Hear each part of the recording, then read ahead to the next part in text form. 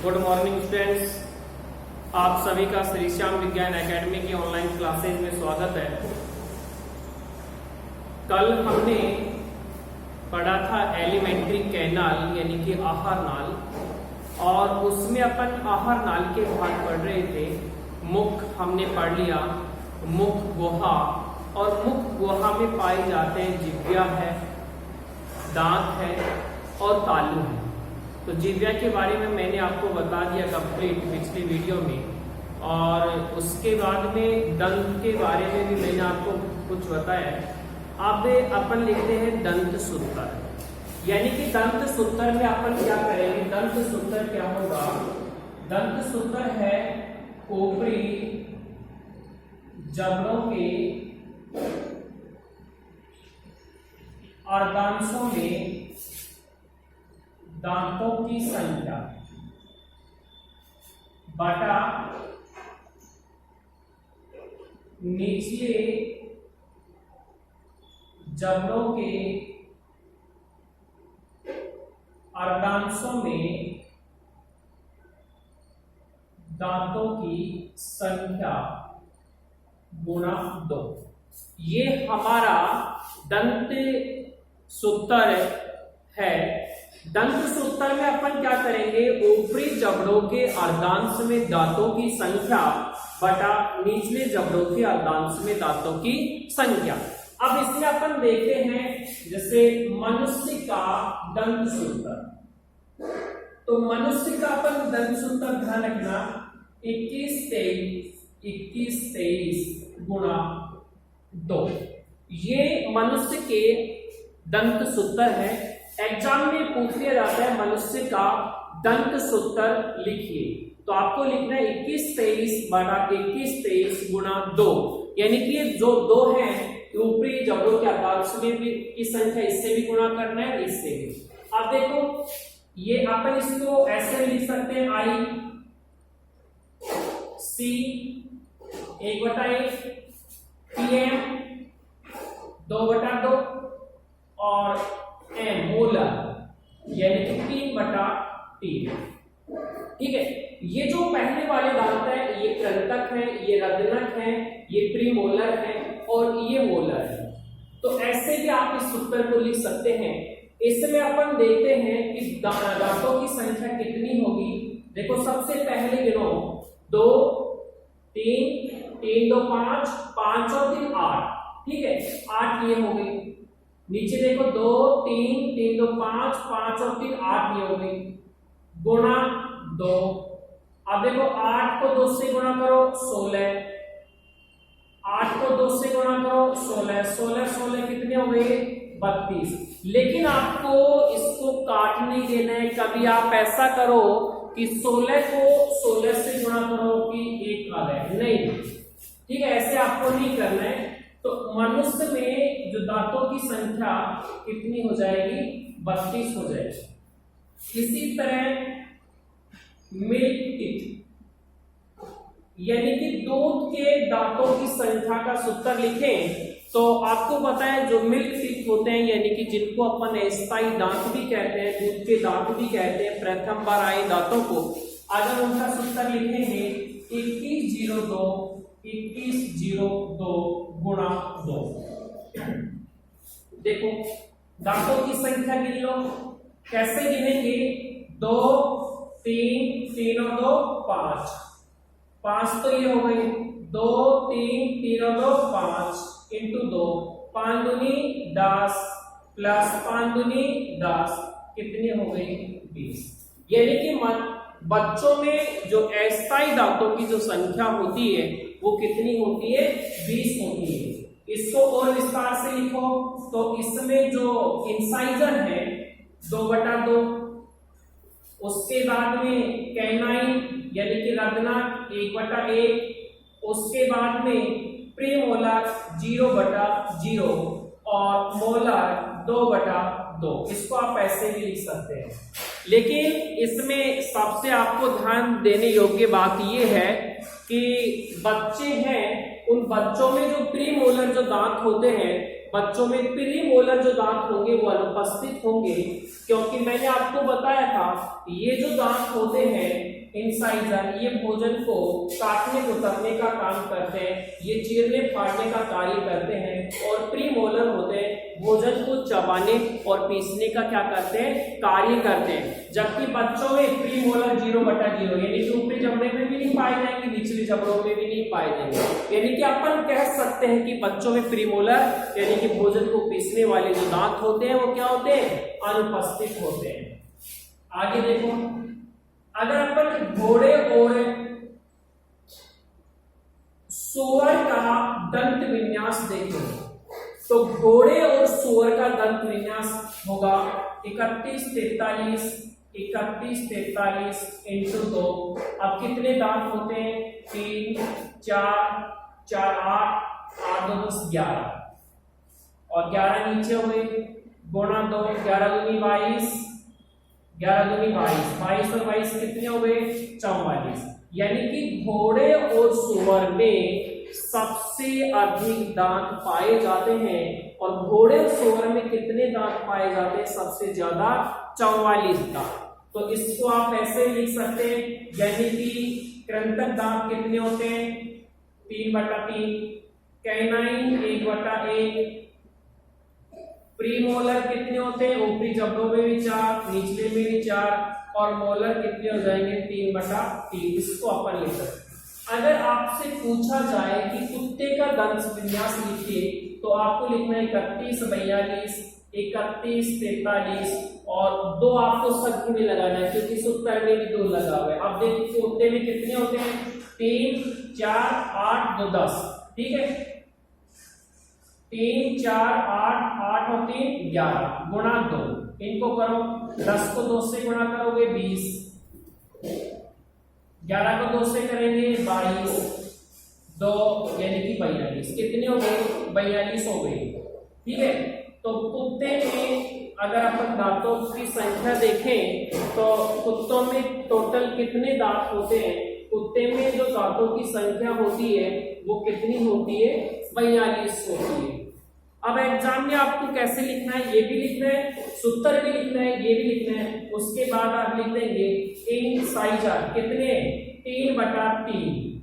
अगर अपन गुणा करेंगे 2 3 6 और 6, 2 से गुणा होगा ना यहाँ से, तो 6 ऊपरी जगहों में 6 नीचे जगहों में।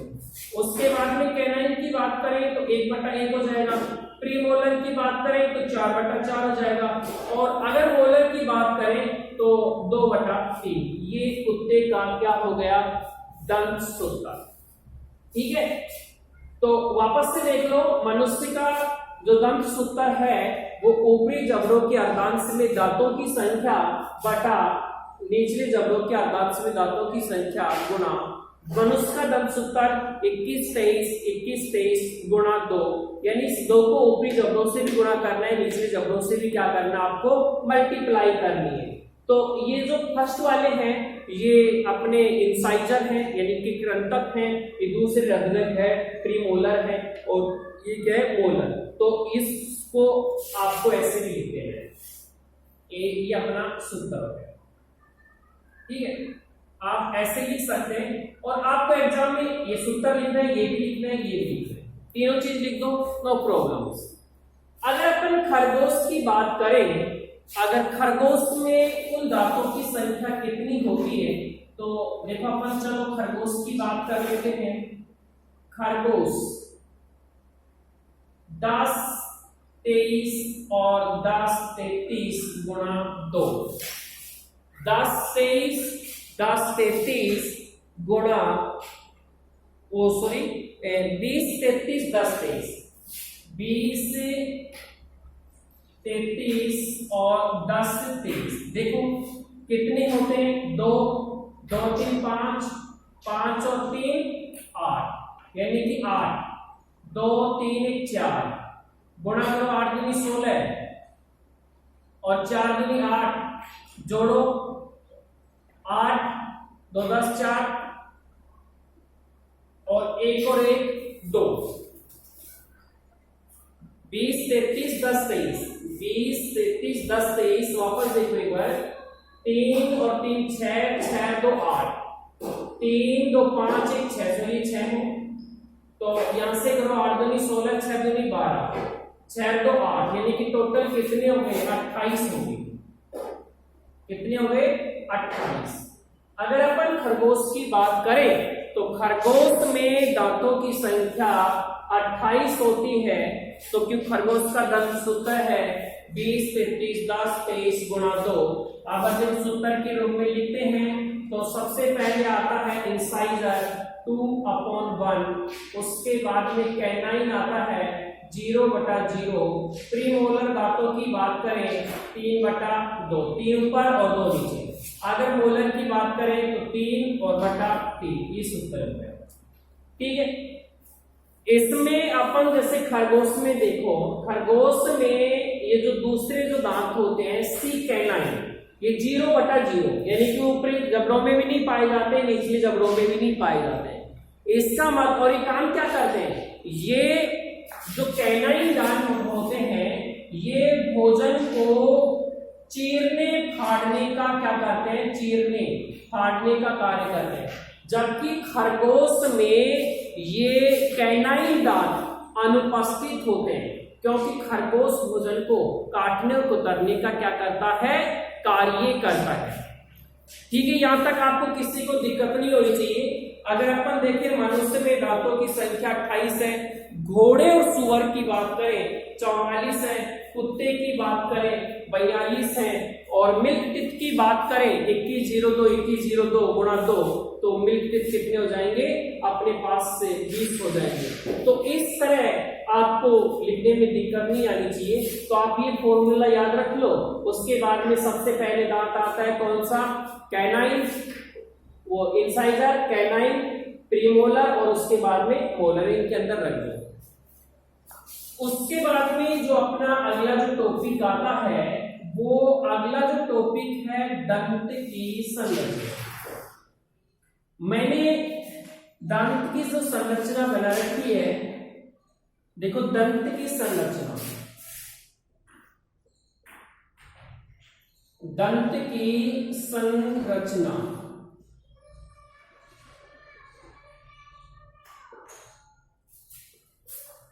अगर अपन इसमें दंत की संरचना देखें तो ये जो दंत होता है सबसे कठोर संरचना होती है। दंत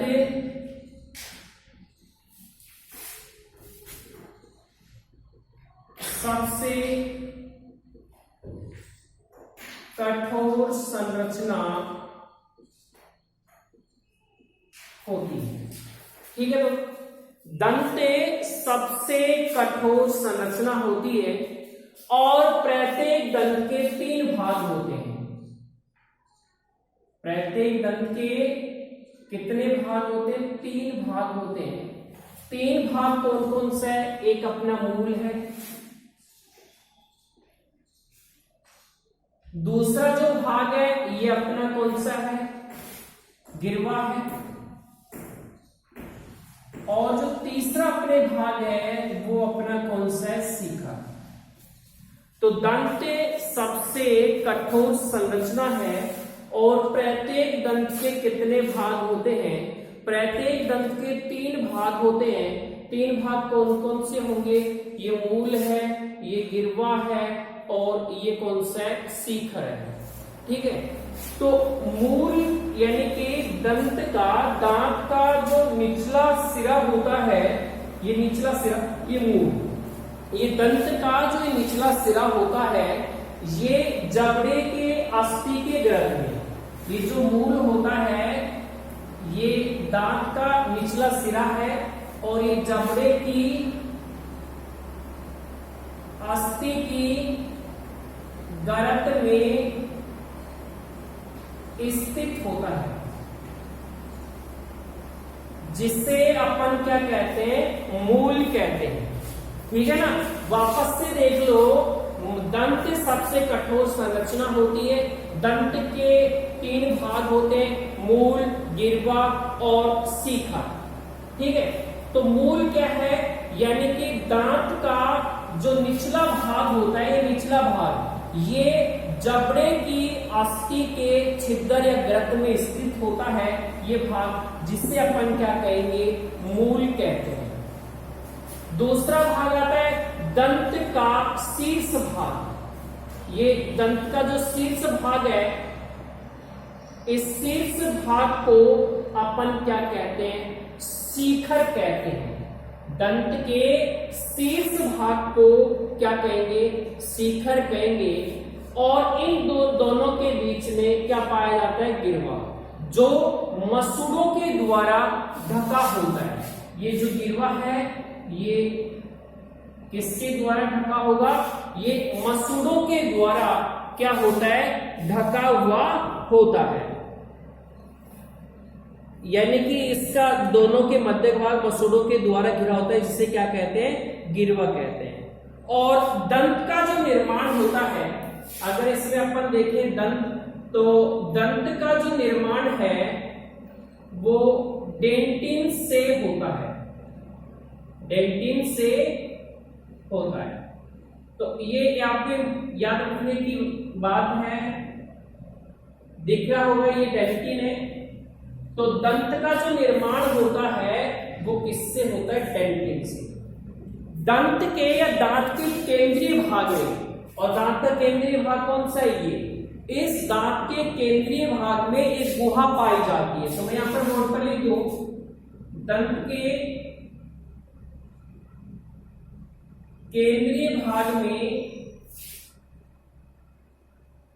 पाई जाने वाली गुहा मज्जा गुहा कहलाती है। दंत के केंद्रीय भाग में पाई जाने वाली गुहा क्या कहलाती है, दंत गुहा या मज्जा गुहा कहलाती है। इस मज्जा गुहा में क्या क्या पाई जाएंगी, मज्जा गुहा में दंत कोशिका पाई जाती है, तंत्रिका तंतु पाए जाते हैं,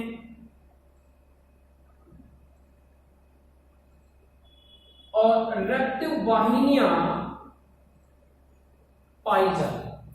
ठीक है, तो दंत के केंद्रीय भाग में जो गुहा पाई जाती है, उस गुहा को अपन क्या कहते हैं, उस गुहा को अपन कहते हैं मज्जा। और मज्जा में क्या होगा, मज्जे के अंदर दंत कोशिका पाई जाएगी, मज्जा के अंदर क्या पाई जाएगी, तंत्रिका तंतु पाए जाएंगे, और मज्जा के अंदर रक्त वाहिनियां पाई जाती है। ये जो दंत कोशिका है, इस दंत कोशिका की सक्रियता के कारण, दंत कोशिका की सक्रियता के कारण जो दांत होता है वो निरंतर रूप से क्या करता रहता है, वृद्धि करता रहता है। लेकिन एक निश्चित आयु के बाद इसकी जो वृद्धि रुक जाती है और ये कैसा हो जाता है, निष्क्रिय हो जाता है। दंत कोशिका की सक्रियता के कारण जो दंत होता है वो निरंतर रूप से वृद्धि करता रहता है, लेकिन निश्चित आयु के बाद ये जो दंत होता है ये कैसा हो जाता है, निष्क्रिय हो जाता है, और इसकी जो वृद्धि होती है वो क्या हो जाती है, रुक जाती है। और इसमें अपन बात करें, ये जो दंत कोशिका है, ये दंत कोशिका डेंटिन का स्रावन करती है। देखो ये मैंने आपको बताया कि दंत का निर्माण किससे होता है, डेंटिन से होता है। डेंटिन का स्रावन कौन करती है, डेंटिन का स्रावन कौन करती है, दंत कोशिका करती है। इस तरह अपन इसमें अगर देखें तो इस दांत का जो शिखर भाग होता है वो इनमेल या दंत वलक के द्वारा ढका होता है। दांत का ये जो शिखर भाग होता है ये किसके द्वारा, ये जो शिखर भाग है, ये शिखर भाग है, दांत का जो शिखर भाग है ये इनमेल या दंत वलक के द्वारा क्या होता है, ढका होता है। जो शरीर का सबसे कठोर पदार्थ होता है ये किसका बना होता है, ये कैल्शियम फॉस्फेट और कार्बोनेट का बना होता है। ये जो दंत वलक होता है ये दंत वलक चमकीला, कैसा होता है, चमकीला होता है। कैसा होगा, चमकीला होता है। और इसमें यदि अपन देखें तो इसमें जो गर्त में जो मूल है, मूल गर्त में ये जो मूल है ये मूल गर्त में इस सीमेंट के द्वारा क्या होता है, ढका होता है। तो ये मैंने आपको अच्छी तरह से दंत की संरचना बताई। वापस से देखो, दंत सबसे कठोर संरचना होती है। दंत के 3 भाग होते हैं, ये मूल है, ये गिरवा है, ये शिखर है। और ये दंत का जो निचला भाग है जबड़े के अस्थि के गर्त में स्थित होता है जिसे मूल कहते हैं। और ये इसका जो शीर्ष भाग होता है ये शिखर कहलाता है। और इन दोनों के बीच में गिरवा पाई जाती है जो कि मसूड़ों के द्वारा क्या होता है, ढका होता है। और इस जो दांत होता है, दांत का निर्माण किससे होता है, दांत का निर्माण इस डेंटिन से होता है। दांत के केंद्रीय भाग में एक गुहा पाई जाती है, गुहा, इस गुहा को मज्जा गुहा कहते हैं। इस मज्जा गुहा में क्या क्या पाई जाएगी, दंत कोशिका पाई जाएंगी, तंत्रिका तंतु पाए जाएंगे और रक्त वाहिनियां पाई जाती है। और दंत कोशिका की सक्रियता के कारण जो दांत होता है वो निरंतर रूप से क्या करता रहता है, वृद्धि करता रहता है। लेकिन निश्चित आयु के बाद ये जो दांत होता है ये वृद्धि करना बंद कर देता है और ऐसा हो जाता है, निष्क्रिय हो जाता है। और ये जो दंत कोशिका होती है ये दंत कोशिका किसका स्रावन करती है, डेंटिन का। और डेंटिन से किसका निर्माण होता है, दांत का निर्माण होता है। दांत का जो शिखर भाग होता है ये भाग ये किसके द्वारा, इंडेल या दंत वलक के द्वारा ढका होता है जो शरीर का सबसे कठोर पदार्थ है। और ये दंत वलक होता है ये चमकीला होता है, किसका बना होता है, ये कैल्शियम और फॉस्फेट का क्या होता है, बना हुआ होता है। और ये जो मूल होता है ये मूल गर्त में किसके द्वारा ढका हुआ होता है, मूल गर्त में सीमेंट के द्वारा क्या होता है, ढका हुआ होता है। इस प्रकार हमारी ये जो संरचना है ये क्या हुई, कंप्लीट हुई। उसके बाद में अगला अपना जो टॉपिक देखें तो अगला जो टॉपिक के तालु रह गया था, इसमें तालु क्या है, तालु देखेंगे।